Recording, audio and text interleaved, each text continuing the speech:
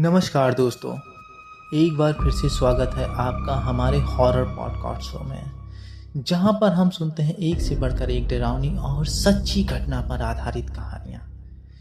आज की जो हमारी कहानी है वो भी बहुत ही बेहतरीन है और पूरा सुनिएगा, आपको बहुत ही अच्छा लगेगा और डर का अनुभव भी होने वाला है। लेकिन उससे पहले एक छोटी सी रिक्वेस्ट है, अगर आप वीडियो को देखते हैं तो प्लीज़ प्लीज़ प्लीज़ वीडियो को लाइक कर दिया करिए और एक छोटा सा प्यारा सा कमेंट करेंगे तो यह देखकर मुझे बहुत प्रोत्साहन मिलता है, जिससे आगे और भी अच्छी कहानियाँ लाने का आपके लिए मन करता है। तो मेरी ये रिक्वेस्ट थी और उम्मीद करता हूँ कि आपको ये करने में अच्छा लगेगा। तो चलिए कहानी को शुरुआत करते हैं। और जो यह कहानी है यह प्रतीक की कहानी है और उसके साथ उस जगह पर क्या क्या घटनाएं घटती हैं आज ये हम जानेंगे इस वीडियो में। तो कहानी के लास्ट तक बने रहिएगा। और ये कहानी हम सुनते हैं प्रकृति के ही जुबान से। हेलो दोस्तों, मेरा नाम प्रतीक है और मेरी उम्र 37 साल की है। आज मैं जो आपके सामने घटना बताने वाला हूँ वह घटना मेरे जीवन में आज तक कभी नहीं घटी थी। यह घटना मेरे लिए एक नया अनुभव था और मैं भगवान से प्रार्थना करता हूँ कि ऐसी घटना किसी के साथ भी ना घटा हो। वैसे मैं आपको बता दूँ, मैं एक रियल एस्टेट कंपनी में काम करता हूँ, जहाँ मैं पुराने बिल्डिंगों, भवनों और ज़मीनों को बिचवाने का काम करता हूँ। मेरे नीचे करीब 10 लोग काम करते हैं। एक बार की बात है जब मुझे मेरे कंपनी के ऑनर यानी मालिक के फ़ोन आता है, जिसमें वह मुझसे शहर से कुछ दूर पर स्थित एक भवन को जाकर देखने और उसके लिए एक उचित ग्राहक खोजने के लिए कहा जाता है। यह जानकर मैं बहुत खुश होता हूँ, क्योंकि जब भी मैं कोई भवन या बिल्डिंग को बिचवाता था तो मुझे एक अच्छी खासी राशि कमीशन के तौर पर मिल जाती थी। और आज जिस भवन की बात हो रही थी वह काफ़ी बड़े हिस्से में फैला हुआ था और मैं इसको लेके बहुत ही एक्साइटेड भी हो गया। अगली सुबह ही मैं अपने 2 और सहयोगियों के साथ उस साइट को देखने के लिए निकल जाता हूँ। वह साइट करीब शहर से 50 किलोमीटर की दूरी पर थी, लेकिन रास्ता खराब होने की वजह से हमें उस साइट तक पहुँचने में काफ़ी समय लग जाता है। यूँ मानिए करीब शाम के 4 बज जाते हैं। उस समय मेरे साथ विवेक और हिमांशु भी गया होता है। जब हम लोग साइट पर पहुंचते हैं तो देखते हैं ज़मीन तो काफ़ी लंबी चौड़ी थी और उसके आसपास काफ़ी घने पेड़ भी लगे हुए थे। एक घना बगिया भी ज़मीन से सटा हुआ लगा होता है और उस ज़मीन के बीचों बीच एक बड़ी सी इमारत भी बनी हुई थी, जो देखने में काफ़ी जर्जर हो चुकी थी। हम लोगों ने अपनी कार को उस ज़मीन के साइड में खड़ी करके दूर से ही फिर उस इमारत को देखने लगे। उस इमारत को देखकर हिमांशु बोलता है, अरे सर, यह तो शहर से काफ़ी दूर है और इस भवन की हालत तो बहुत जर्जर हो चुकी है और आसपास आबादी भी नहीं है, तो इसे लेगा कौन? उसकी बात सुनकर मैं सहमत होता हूँ, क्योंकि वास्तव में वह जो ज़मीन होती है वहाँ पर आसपास कोई आबादी नहीं होती है और मुझे अंदाज़ा लग जाता है कि वहाँ पर आबादी बसने में करीब 10 साल से ऊपर लग जाएंगे। ऐसे में उस साइट को बिकवाना एक बड़ी चुनौती बन सकती थी और मैं अपने ओनर पे गुस्सा भी रहा होता हूँ कि पता नहीं क्या जान के ऐसी साइटों को वो खरीद लेते हैं और बिचवाना तो हम लोगों को पड़ता है। लेकिन कर भी क्या सकते थे, वह कंपनी का मालिक होता है, इसलिए हमें किसी भी तरीके से इस साइट को देखकर बिचवाना ही होता है। अब हम तीनों उस साइट का निरीक्षण करते हुए बाग की ओर चले जाते हैं। मैं आपको बता दूं, जब हम लोग उस साइट पर पहुंचे थे तो ये तो शाम के 4 तो बज ही गए थे, लेकिन उस समय दिन सर्दी का होने के कारण जल्दी से सूरज ढल गया था। हम लोग बाग के पास पहुंचते हैं तो अचानक से ही मौसम खराब हो जाता है और आसमान में घनघोर काले बादल छा जाते हैं। हवाएं तेजी से चलती हैं जो हमारी रूह को छू रही होती हैं। तभी हम तीनों को बाग के अंदर से किसी के रोने की आवाज़ आती है, मानो कोई सिसकियां लेकर तेजी तेजी से बिलाप कर रहा हो। यह सुनकर विवेक हिमांशु से कहता है, भाई यह किसी के रोने की आवाज़ आ रही है, चलकर देखें क्या। तभी मैं थोड़ा सख्त आवाज़ में उन दोनों से कहता हूँ, जो काम करने आए हैं वह करके निकलते हैं, इन सब चक्करों में नहीं पड़ते हैं। लेकिन हिमांशु एक बार फिर नरमी से कहता है, सर देखने में क्या हर्ज है, हो सकता है किसी को किसी प्रकार की मदद की ज़रूरत हो। इस बात से विवेक भी राजी हो जाता है। लेकिन जिस प्रकार की आवाज़ उस बाग से आ रही होती है वह मुझे बहुत ही भयभीत कर रही होती है। लेकिन दूसरी ओर मेरा मन भी उसकी मदद करने के लिए उतारू हो रहा था। इस बात को लेकर मैं काफ़ी कंफ्यूज था, लेकिन हिमांशु और विवेक की बात से मैं सहमत हो गया और हम तीनों उस आवाज़ की दिशा में बढ़ना शुरू कर देते हैं।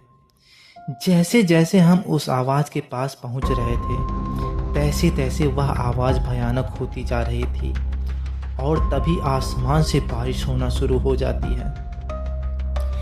लेकिन यह बारिश सामान्य बारिश की तरह नहीं लग रही होती है, क्योंकि उस समय बारिश का रंग यानी उस पानी का रंग बिल्कुल लाल गाढ़ा होता है। यह देखकर हम लोग आश्चर्यचकित हो जाते हैं।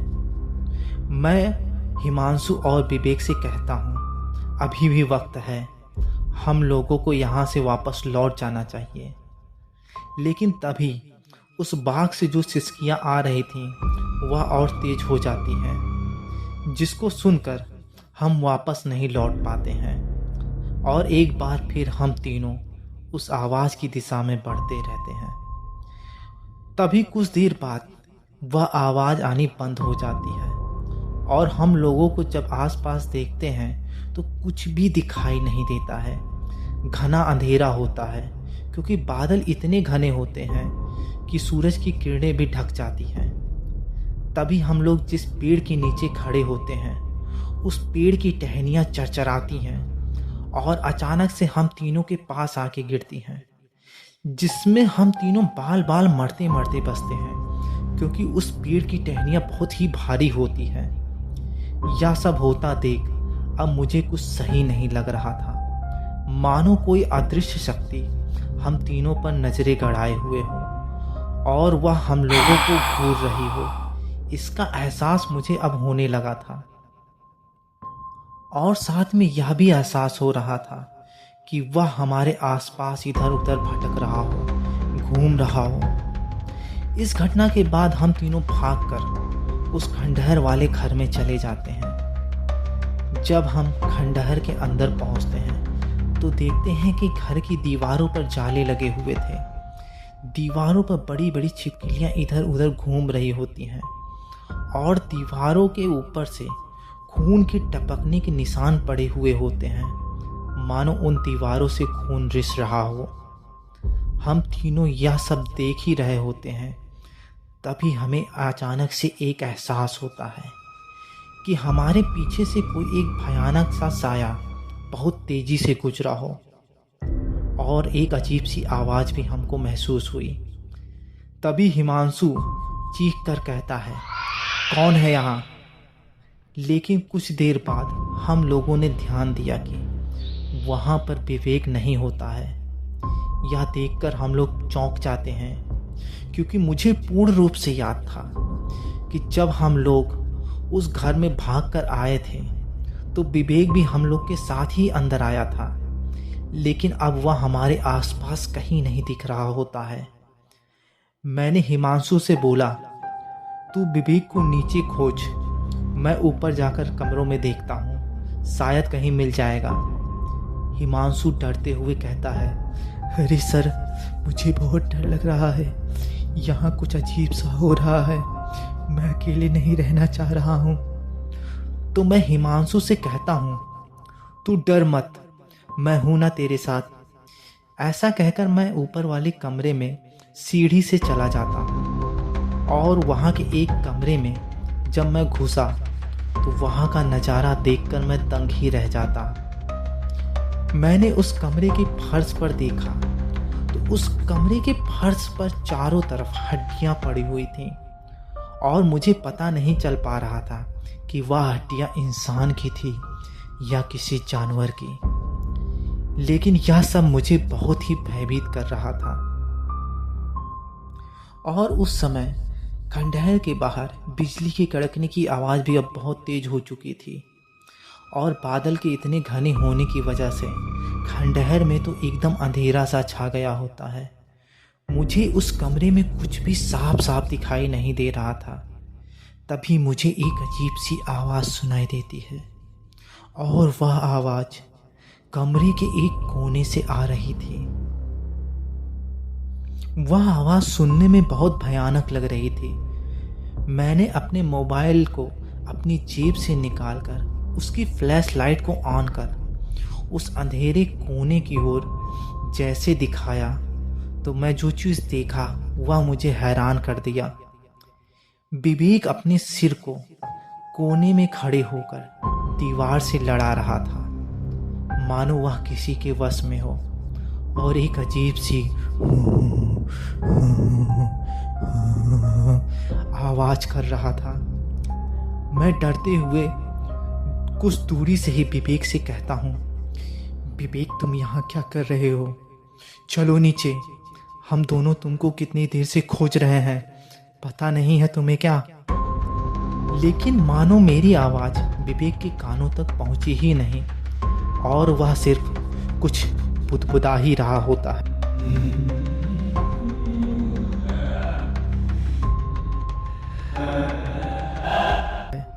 वो कुछ कह रहा होता है लेकिन वह मुझे समझ में नहीं आ रहा होता है और सिर्फ उसकी बुदबुदाने की आवाज़ ही आ रही होती है।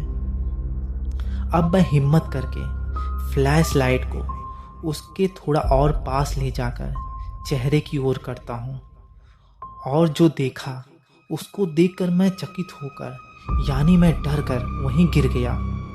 असल में वह विवेक के रूप में कोई और ही होता है और उसके चेहरे पर पंजों के निशान होते हैं, मानो किसी ने उसके चेहरे पर अपने पंजों से खरोचा हो। उसकी एक आंख पंजों की ओर ही थी और उसके दांत नुकीले और बड़े बड़े होते हैं।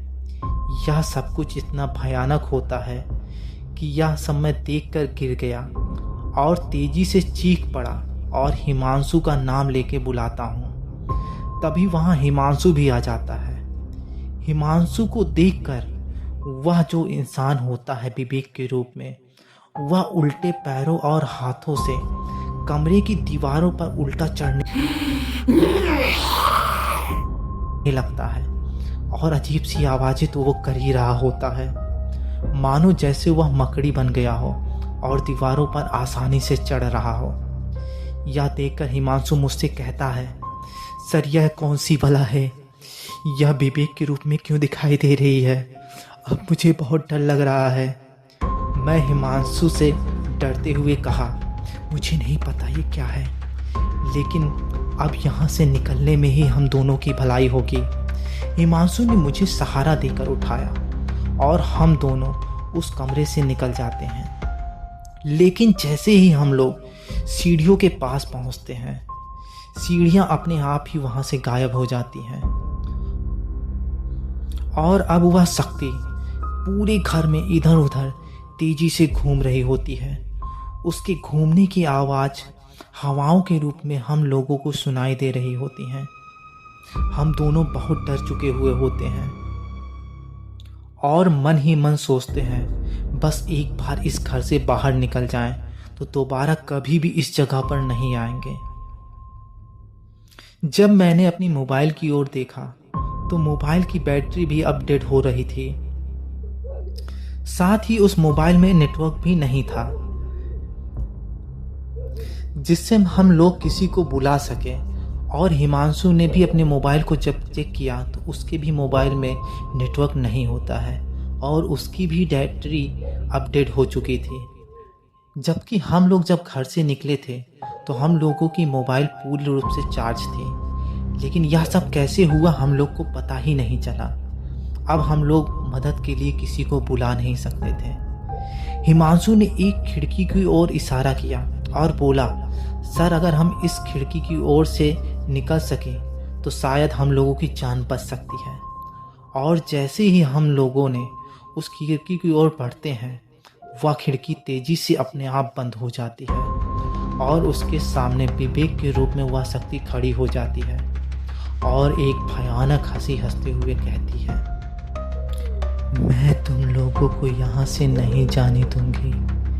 तुम्हारे जैसे बहुत लोगों ने यह कोशिश की है लेकिन आज तक कोई भी कामयाब होकर यहाँ से निकल नहीं सका है और जो भी आया है वह यहीं पर मौत की नींद सो गया है। आज तुम तीनों की भी यही मौत की नींद सुलाऊंगी। ऐसा कहकर वह शक्ति गायब हो जाती है। किसी तरीके से मैं और हिमांशु नीचे उतरते हैं, लेकिन देखते हैं सामने का दरवाज़ा भी बंद होता है जिस दरवाजे से हम लोग आए थे। मैं और हिमांशु उस दरवाजे को तोड़ने की काफ़ी प्रयास करते हैं, लेकिन वह दरवाज़ा टस का मस नहीं होता है। मानो वह दरवाज़ा कितना मजबूत हो गया हो, जैसे किसी लोहे की तरह एकदम सख्त। अब मुझे उस नीचे वाले कमरे में एक खिड़की खुली हुई नज़र आती है, लेकिन उस खिड़की पर लोहे की सरिया लगी होती है, लेकिन मुझे बाहर दूर तक दिखाई दे रहा होता है।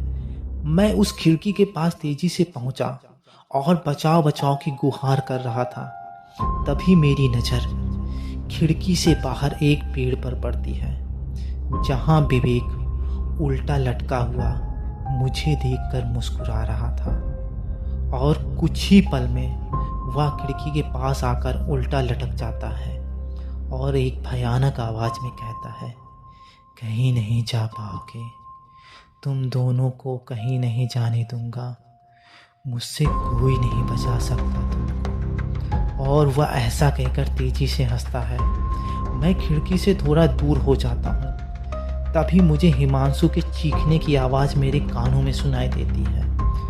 वह तेजी से चीख रहा था। जब मैंने पीछे मुड़कर देखा तो वह शक्ति हिमांशु का गला पकड़े हुए अपने दोनों हाथों से दबाकर उसे हवा में कुछ फीट ऊंचाई पर ले जाती है। मैं चाहकर भी कुछ नहीं कर पा रहा था और उस शक्ति ने हिमांशु को ऊपर से ही छोड़ दिया, जिससे हिमांशु का पैर शायद टूट जाता है और वह जमीन पर वहीं गिर जाता है। अब मुझे समझ में आ गया था कि वह शक्ति हम दोनों को तड़पा तड़पा कर मार रही है और उसको ऐसा करने में बहुत ही आनंद आ रहा हो मानो। मैं समझ चुका था यह भी, अब यह शक्ति हम दोनों को इस घर से बाहर भी नहीं निकलने देगी और ना हम निकल पाएंगे भी। यह मैं सोच ही रहा था, तभी मैंने अपना हाथ अपनी जेब में डाला तो मुझे एक चाबी नजर आई और वह चाबी मेरे कार की होती है। उस चाबी पर भोलेनाथ की तस्वीर लगी थी। उस तस्वीर को मेरे हाथ में आते ही मुझे एक अजीब सी शक्ति का एहसास हुआ, मानो मेरा आधा डर दूर हो चुका हो।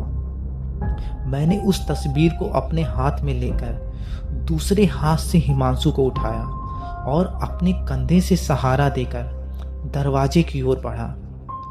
अब वह शक्ति हम दोनों को रोकने के लिए बहुत प्रयास कर रही थी। उसने घर के रखे हुए सभी सामानों को हम लोगों के ऊपर तेजी से फेंकना शुरू कर दिया। कुछ सामान मेरे सिर और पीठ पर जा लगे, जिससे मेरे शरीर से खून बहने लगा, लेकिन मैंने हार नहीं मानी और मैं हिमांशु को अपने कंधे से के सहारे टांगे हुए दरवाजे के पास पहुंच गया।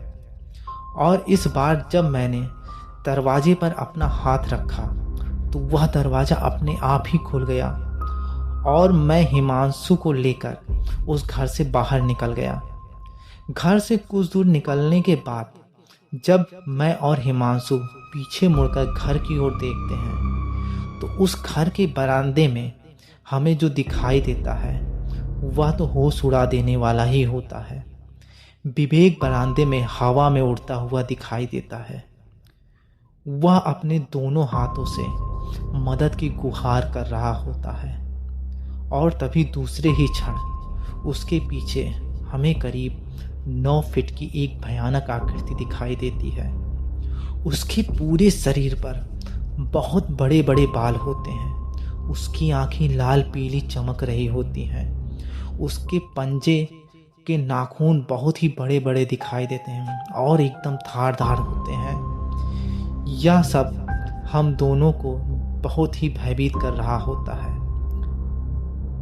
और वह शक्ति हम दोनों को देखकर एक गुर्राहट भरी तेज आवाज निकालती है और दूसरे ही पल उस शक्ति ने विवेक के गर्दन को अपने हाथों से मोड़ दिया, जिससे विवेक की वहीं मृत्यु हो जाती है। हम दोनों यह सब कुछ एकदम लाचार होकर देख रहे होते हैं, लेकिन मैंने तुरंत अपने आप को नियंत्रित कर वहां से अपनी कार को स्टार्ट कर चला आता हूँ।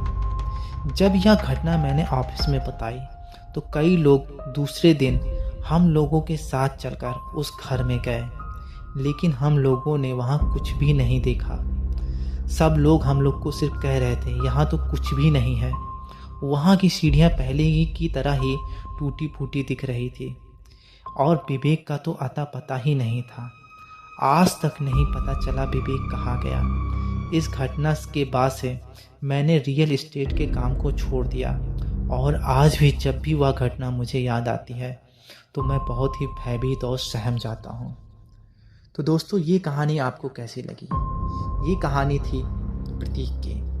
उम्मीद करते हैं आपको कहानी बहुत अच्छी लगी होगी। अगर कहानी अच्छी लगी हो तो वीडियो को एक लाइक तो ज़रूर बनता ही है और आप मुझे ज़रूर बताइएगा कि कहानी के किस पार्ट में आपको ज़्यादा भय लगा। फिलहाल वीडियो पूरा सुनने के लिए आपका बहुत बहुत धन्यवाद। मिलते हैं किसी नए वीडियो और नई कहानी के साथ।